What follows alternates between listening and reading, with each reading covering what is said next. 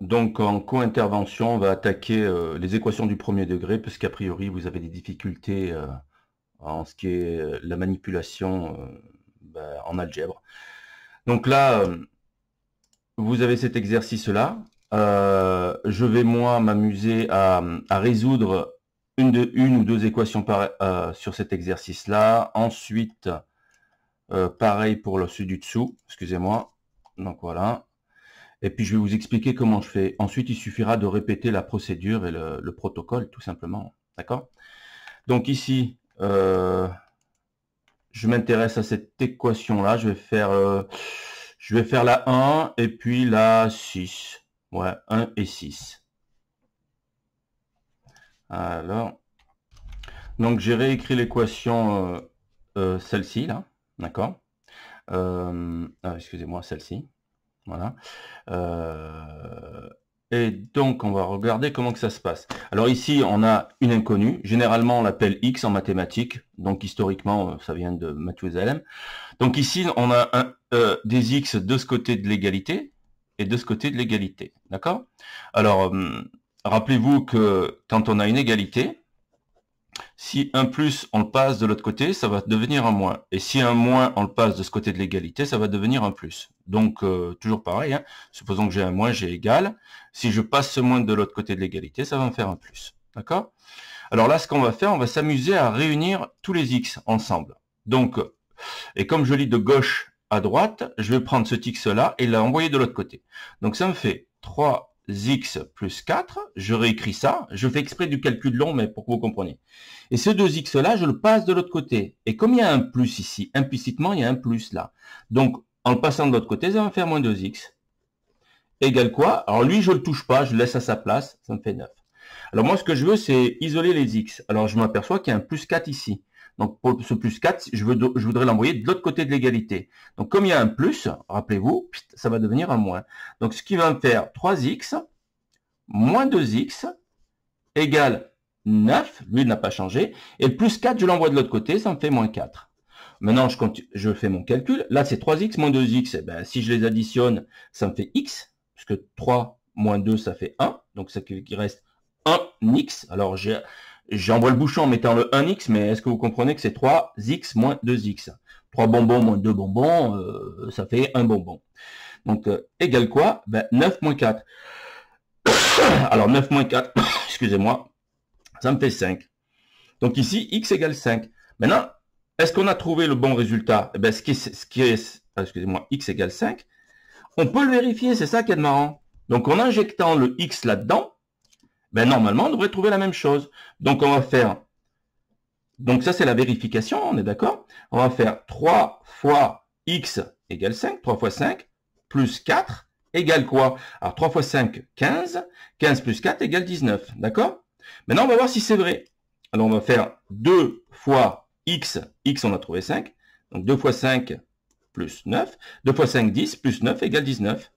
Ok, ça roule. Donc, on a bien ça égale ça. Voilà. Ensuite, on va le faire pour celle-là, la sixième, d'accord?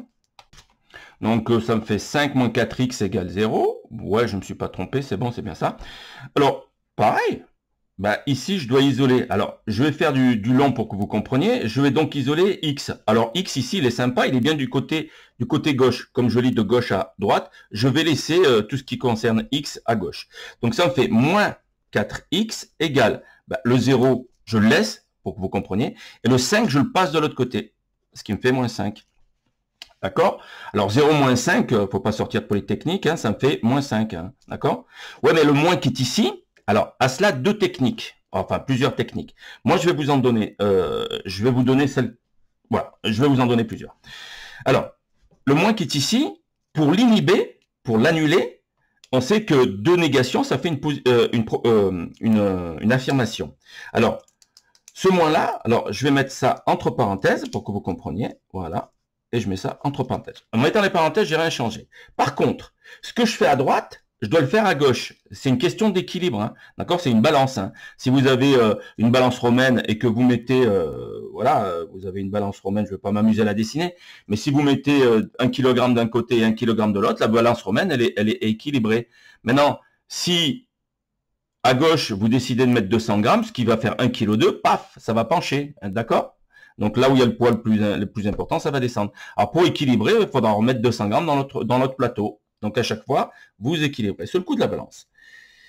Ben ici, mon moins, ce que je voudrais, c'est l'annuler. Enfin, l'inhiber, le rendre en plus. Eh ben, je vais faire deux négations. Alors ce que je vais faire moins 1 multiplié par moins 4x. Égal quoi? Eh ben, mon moins 5, toujours pareil. Hein. Mais qu'est-ce que je viens de faire à gauche?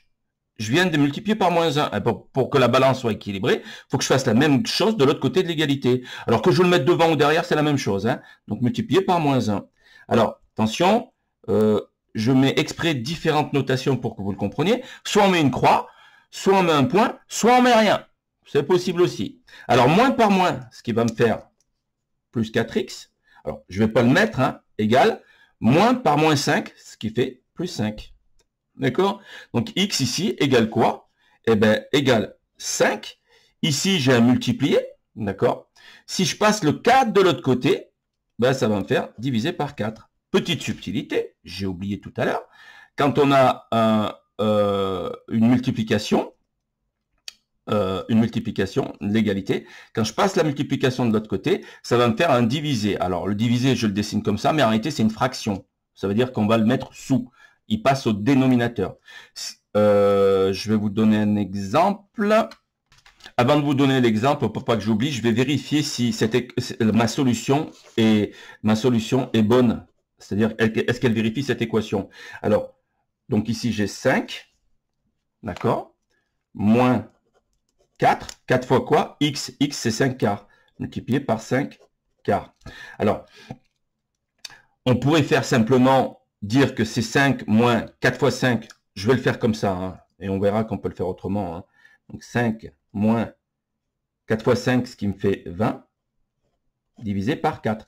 4 fois 5, 20, divisé par 4. Et 20 divisé par 4, ça fait 5. 5 moins 5 égale 0. Ou sinon, vous pouviez voir que 4 était au numérateur, et là, on avait un 4 au dénominateur. Quand il y en a un au numérateur et un au dénominateur, il s'inhibe. Donc 5 moins 5, il ne me restera plus que 5 moins 5, ce qui fait égal à 0. Donc ça correspond bien à l'équation qui est ici.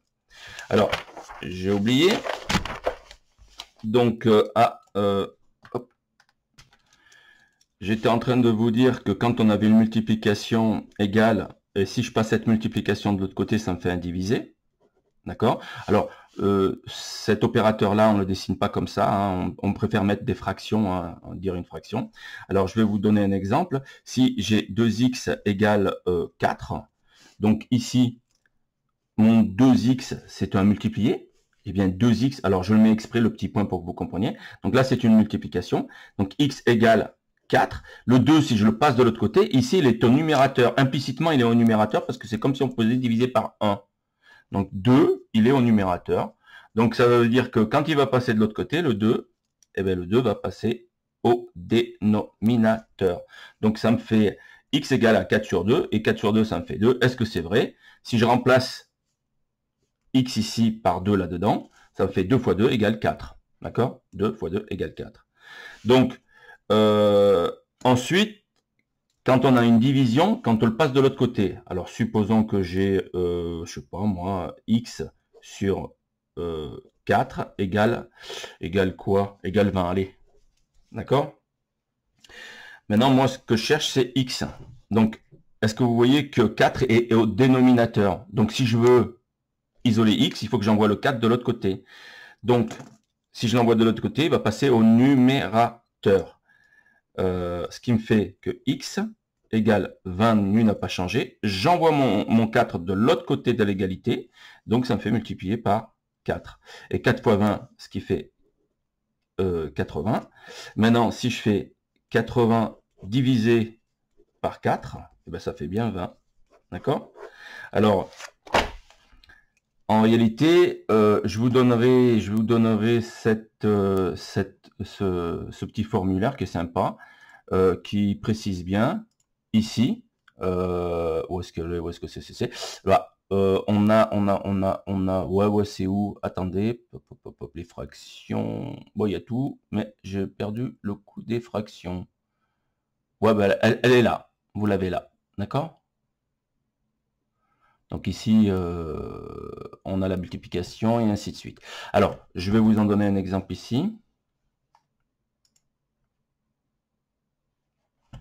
Donc, A sur B égale C sur D. On peut écrire le produit en croix. Donc, le produit en croix, ça veut dire que ça et ça, c'est la même chose. Donc, ça me fait que A que multiplie D égale à B que multiplie C. Alors, j'ai mis un point, j'ai mis une croix, c'est pour que vous compreniez. Et encore mieux, les flemmards en mathématiques, ils marquent AD égale BC. Pas de point, pas de croix, direct. D'accord? Voilà. Je vais m'arrêter là.